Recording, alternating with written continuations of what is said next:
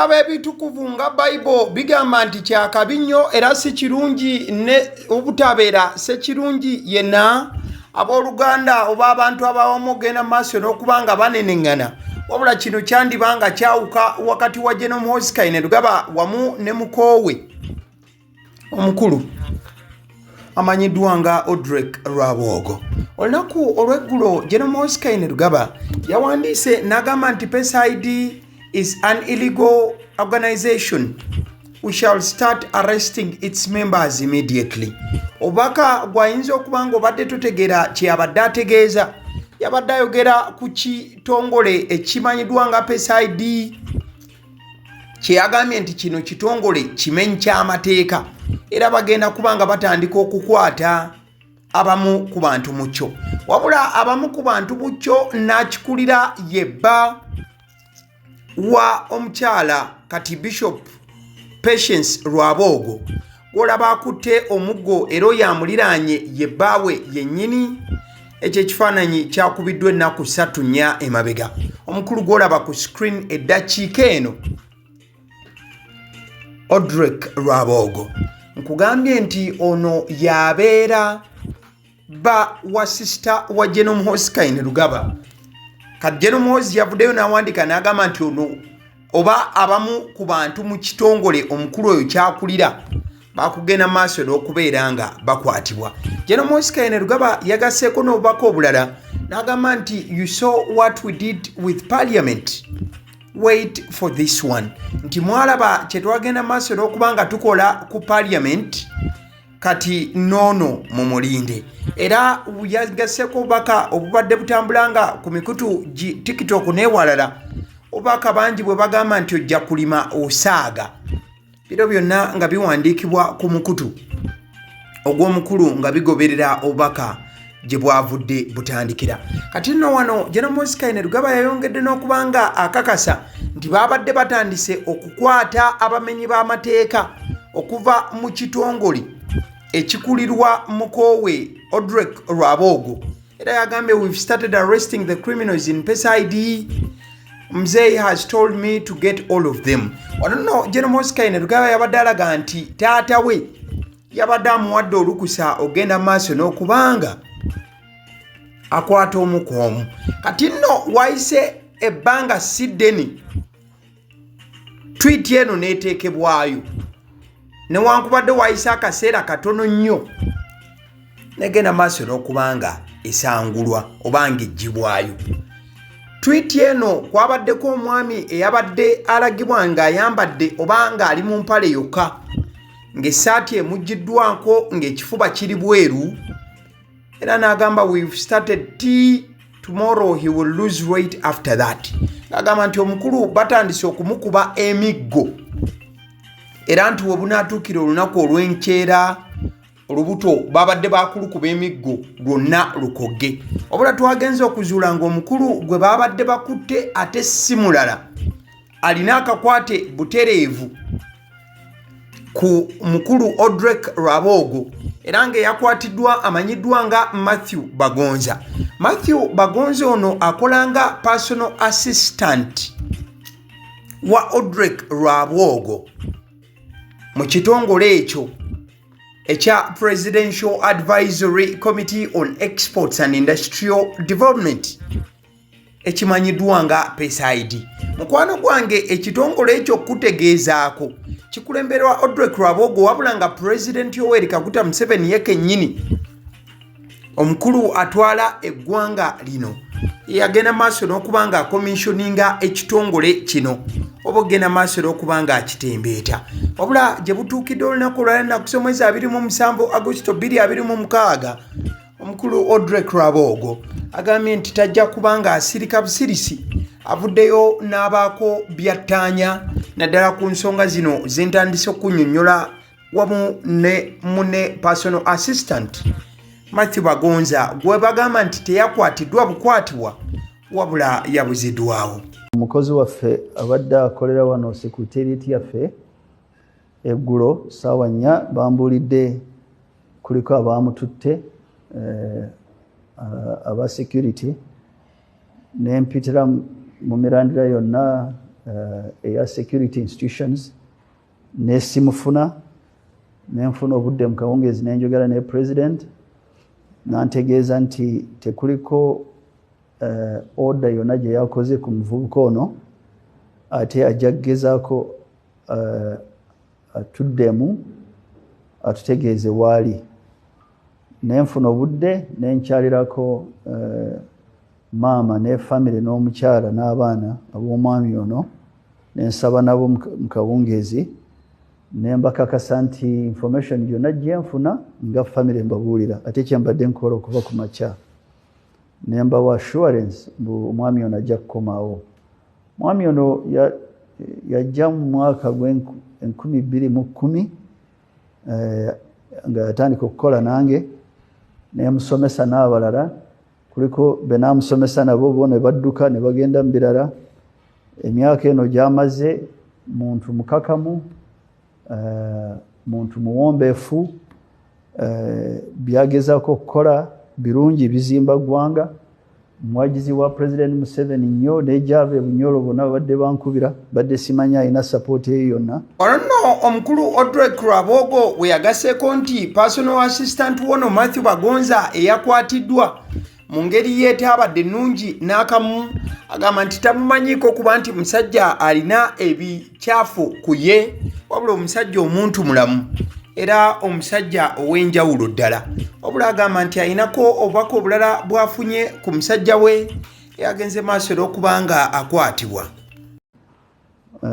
Bagamba omwana waffe aliwa so muntu w'abantu muntu mulamu ffe tetumumanyiiko ekintu kyonna ekibi ekimusibisa nga tebatubuulidde.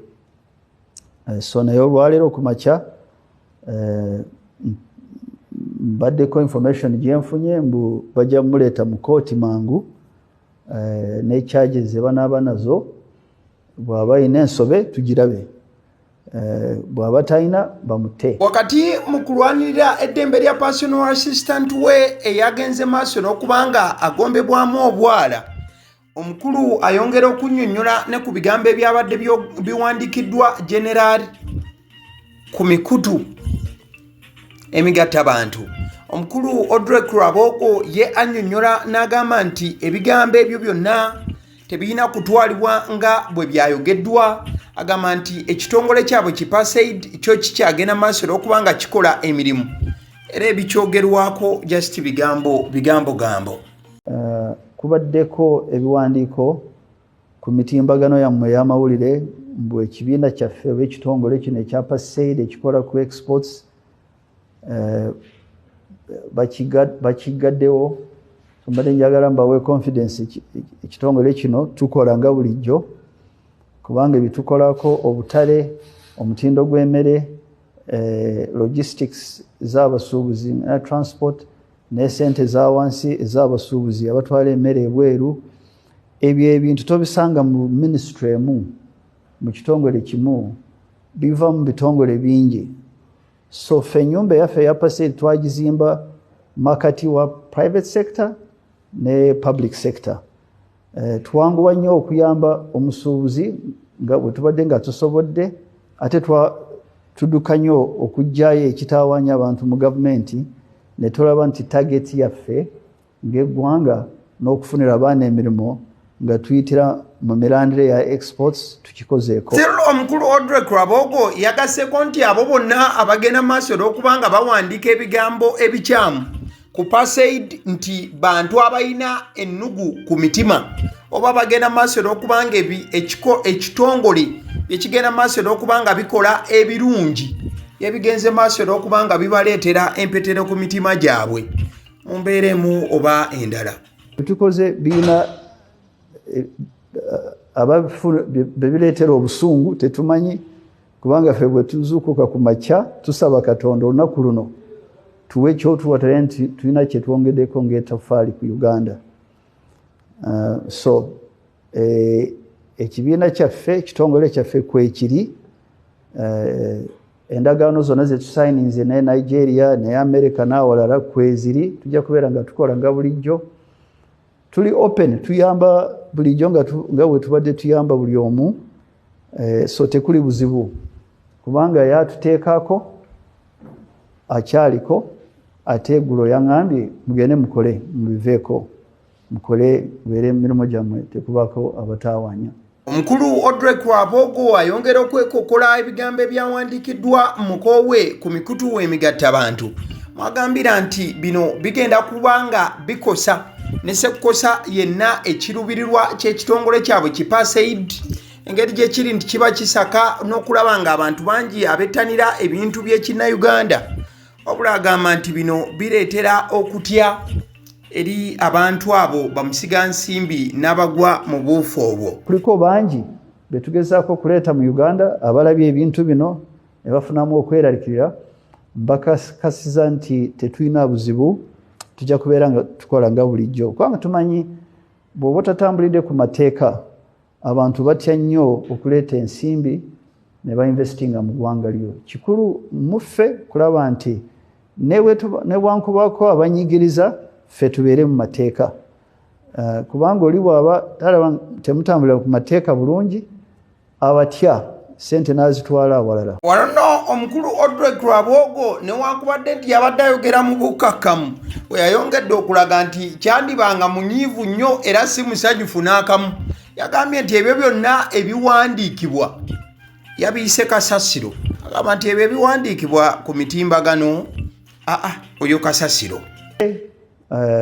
Omuvubuka waffe gwe basibye tulwana nnyo tulabe nti naye avuddeyo.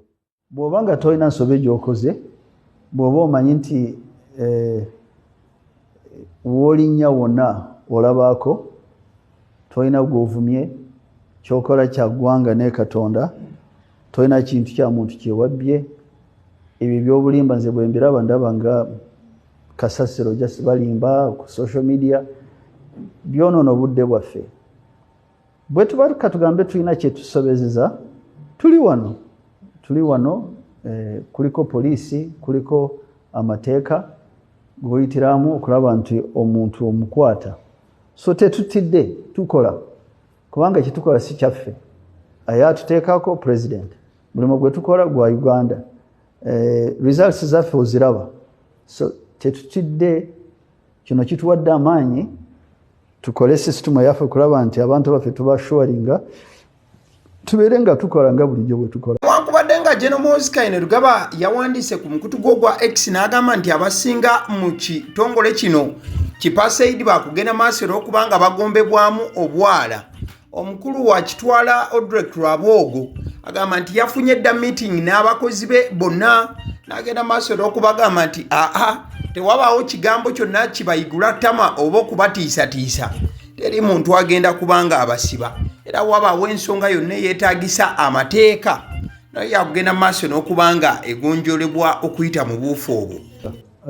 Twafunye meeting olwaleero n'abakozi ne tubakakasiza ddala nti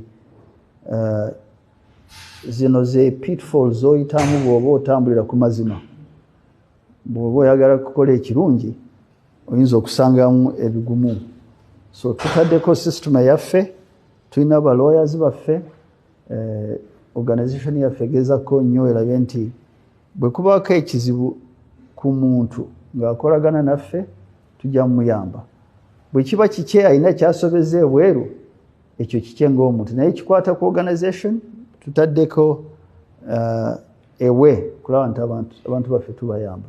Ekyo ndowooza mwani kibuuziza ababitaddeko, kubanga sinze mbitaddeko simanyi gye babikubidde. Kyendwanako ky'omuzungu ayita dignity y'omuntu. Oli ne bwankubadde alina kyasobezeza, mu luzungu bagamba mbu ojja kumutwala ng'atalina nsobe okutuuka osanze ddala nti ddala okoze investigation ensobe kweri. So ebyo mubibuuza ababitaddeko, ffe tulwana nnyo ku mulimu gwe tukola bulijjo. Engeri gye kiri nti omukulu Audrey Rwabwogo watuuliza olukiiko lwa bannamawulire nkyayolunaku lwalina kusomeza 27 Augusito 2026 babadde tebannaba kuzuula wa munywanyi we eyakwatiddwa waali Matthew Bagonza. Omukulu agenze maaso olw'okubanga annyonnyola n'avumirira ne sekuvumirira yenna ekikolwa ky'okuwamba oba ekiwamba bantu mu ggwanga kyagamba nti kino kyongera okubanga kikosa ne sekkosa yenna abantu obwenyumirizi bwe balina naddala mu bitongole ebikuumaddembe ate era wamu n'ebitongole ebikwasisa amateeka. Simanyi okuwamba kubanga constitution yaffe egamba oli bw'aba akoze ensobe there can even be a citizen's arrest. N'omuntu wa bulijjo ayinza okukukwata n'akutwala ku police ne bakucharginga. So ndowooza okuwamba ne arrest simanyawo mu Luganda oba kyekimu. Naye manyi kyotegeeza okukwata omuntu nga tomuwadde summons mbwena kyosobeza jangu ku police ku Lwokutaano oli bw'aba aganye nemugende mumukwata. Naye surprise attack eyo ndowooza kirungi nnyo okulaba nti tusomesa abantu bamanye rights zaabwe. Newankubadde olina ekizibu oba olina opinion etafaanana neya gavumenti, constitution protectinga right yo okulaba nti ofuna decent arrest, decent treatment, kubanga oli bw'alaba ensobe omuntu nga bamuyisizaamu bulungi atrustinga court yaffe, atrustinga security services zaffe. Kyaffe ffena okulaba nti tusomesa abantu newankubadde in English they say the law is not too high to bring down the mighty, not too short to support the weak. Nze ekyo kyendwana sima bikiteeka mu Luganda ekyo. Mbwe amateeka si mampi nnyo okutajjayo omuntu owa wansi ne gamuyamba ate siki tegali waggulu nnyo okujjayo abanene. So amateeka bwe tugagoberera tuzimba eggwanga ate n'abagambye democracy ne economy eba nga mwana obeera ngu tekubaako omwana ayinza okuba alina emyaka 7 kitaawe alina 9 akyamuyita mwana wange. Bw'oba ozimba eggwanga democracy ne economy bw'okola bw'otyo si bugubugu eyo tezimba bulungi. Ky'oba olaba ffe tuli bakakamu, tuli humble, tutambulira ku mateeka. Naye tufuna obusungu tubutwala mu mateeka. Bwe tulina obusungu tuyita abantu baffe ne tugamba muleke tetwonoona kubanga abatuli emabega bayinza okulowooza kino si kirungi. Kino si kirungi bigambo bya mukulu Rwabwogo Muko wa Muhoozi Kainerugaba nga newankubadde generali si musanyufu n'akamu. In fact kuzimu ku posts endala ezawandikiddwa General kwongera okulaga nti ebintu byongera kubeera bikambwe wakati w'abana ababiri. Generali yawandise n'agamba nti all MDAs and local governments are directed to suspend all dealings with the criminal organization PACEID. Failure to do so will be handled accordingly. Generali yafulumiza n'ekiwandiiko ki temugeza n'agamba nti ba MDAs wamu ne abatwala local governments oba abakulembeze saidi eyo yabagambye tebaddamu okubanga bakola gana ne PACEID. Era yenna n'asangibwa nga akolaganye ne PACEID eyo ajja kubanga akifuwa akiza munda. Kati nno ebyokubeera nga omukulu agamba wakukwata abamu ku bantu abava mu PACEID eyali ssaabawandiisi wa ekibiina oba ekisinde KPLU Daudi Kabanda yabuuziza nti Muzeeyi has allowed you to arrest all the criminals in PACEID. Nga mbuuza nti ddala Muzeeyi yakukkiriza okukwata abantu bano. Muhoozi Kainerugaba yawandiise n'amugamba nti comrade ebintu byenjogerako si bya mbumbu ddala Muzeeyi yanzikiriza. Wabula ate n'omukulu yennyini Rwabwogo bw'avuddeyo okwogera agamba nti yayogeddeko ne Muzeeyi n'amugamba mugende maaso n'okubanga mukola emirimu gyammwe. Njagala okujjukizaako nti omukulu Rwabwogo ye bba wa omukyala Patience Rwabwogo kati bishop eyagenze maaso n'okubanga afuulibwa bishop ajjudde ennaku 2-3 emabega. Era obubaka obwo bw'olaba ku screen Muhoozi Kainerugaba yabadde agenda maaso n'okubanga ayozaayoza sister we, era mu bye yawandiise yamugambye n'omugamba nti gwe ŋŋenda kukukuuma era ojja kufuna obukuumye ebbanga lyonna nga bino abigamba sisita we. Wabula sisita we ky'olina okumanya ate ye mukyala w'omukulu oli Rwabwogo bwe bali mugenda maaso n'okubeera nga baatika. In fact n'erinnya ye Bishop Patience Rwabwogo erinnya lyajja ku bbaawe direct. Kati wakati nga okwatika kuli mu kugenda maaso wakati w'ababiri ojja kujjukira ndi wano mu Buganda omuntu wabanga akuwadde omukyala brother we mubeera bako era buli omu aba ayita munne muko bandi banga ababiri bano kunetwala gye beetwala ekyo tebagenda maaso era kubanga bakikkiriza omu okubanga ayita munne ekyo kyenkunyonyodde. Kati no olunaku olwaleero omukulu Rwabwogo alina n'obubaka bw'awandiise obadde bwongera okulaga nti atadde akaka ku byonna ebiri mu kugenda maaso. Agamba if there is a case on anyone, let it be brought before a competent court and tried fairly and impartially. Both the arrest and the treatment of a presumed offender should follow the law. Be human, not humiliating, and give the Constitution, the people, and God the dignity and humanness one deserves. Let the evidence be tested. Matthew Bagonza can defend himself and the institution he works for, and let the law take its course. Ebyo bigambo ebiwandikiddwa omukulu Rwabwogo ng'agamba nti wabaawo omusango ogugambibwa nti omukulu yagukoze mumuleete ateekebwe mu kooti, wabula temugenda maaso nakubanga mukola ebintu ebyaba muntu nsolo, mubeeremu obuntu, wabula temugenda maaso nakubanga mukikijjanya musajja wange Matthew Bagonza. Ebyo biwandikiddwa omukulu Rwabwogo ng'abyolekeza eri side ey'omukulu. Wabula bino byonna nga bigenda mu maaso, post esembyeyo okuwandiikibwa General Muhoozi Rugaba nga yeekuusa ku kitongole kino ki PACEID. Awandiise n'agamba nti Honorable Daudi Kabanda will explain to the country later today why we prescribed PACEID. We will continue arresting them. General Muhoozi Rugaba amaliriza ng'agamba oba kiki Honorable Daudi Kabanda mu bbanga eritali lyawala wakuvaayo annyonnyole eggwanga lwaki bagenze maaso olw'okubanga bateeka olukongolo ku kitongole ki PACEID ekikulirwa omukulu Rwabwogo. Mukadde ke kamu General Muhoozi Rugaba n'agamba nti oba mukola ki oba mugamba ki baakusigala nga bakwata abantu okuva mu kitongole kino ki PACEID ekikulemberwa omukulu. In fact waliwo ne post eno yateereddwayo wabula oluvannyuma n'esangulwa. Yadde gamba nti the next time Odrek dares to call any security officer without my approval he will be arrested. Nti omulundi gwonna ogunaddako Odrek Rwabwogo okukubira abasirikali oba abakuuma ddembe aba security bonna nga tafunye lukuse okuva eri General Muhoozi Rugaba, Odrek Rwabwogo ajja kukwatibwa. Kati ababiri bano buli omu agamba nti nayogedde ne muzeeyi n'aŋŋamba nkole bwe nti. General Muhoozi Rugaba ye muposize agamba nti yayogedde ne muzeeyi n'amukkiriza okukwata abantu okuva mu kitongole ki PACEID.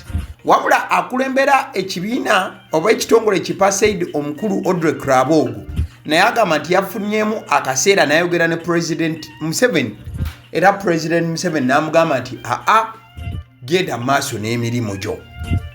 Kati